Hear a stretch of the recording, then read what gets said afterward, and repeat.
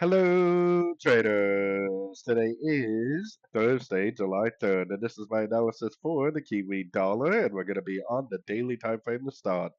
So we have NFP news today, definitely a big news event, definitely does usually cause some pretty nice moves in the market. We have to keep in mind that the daily, weekly, and monthly is still up. And yes, I do agree with anybody that thinks that the dollar could make a much bigger move up. I definitely do agree with that. But if I'm right about my weekly, monthly time frame and about this being a wave one, and this is like a running ABC of two, and we're in the middle of a wave three, then yes, it could make a move down, but it potentially is going to continue to make higher highs, higher lows, and we are potentially in an uptrend that could last pretty much the whole year on the daily, weekly time frame. So keeping all that in mind, going down to the 1 hour time frame, I do think there's a good chance that we could get a counter trend move today on the dollar pairs. Like the dollar index could easily go up.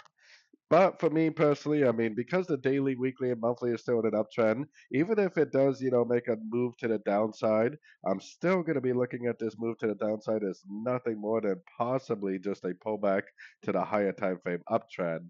So at least until I get some more evidence that the daily is turned down in some sort of a big way, I am definitely primarily still only looking for longs in an uptrend at the end of pullbacks. And there's definitely been plenty of opportunities to go long over the last several weeks at the end of pullbacks. So, anyways, don't forget to check out my free Discord channel linked over here in the corner. Take a look at my website, fxpipcollector.com. And as always, thank you for watching and happy trading.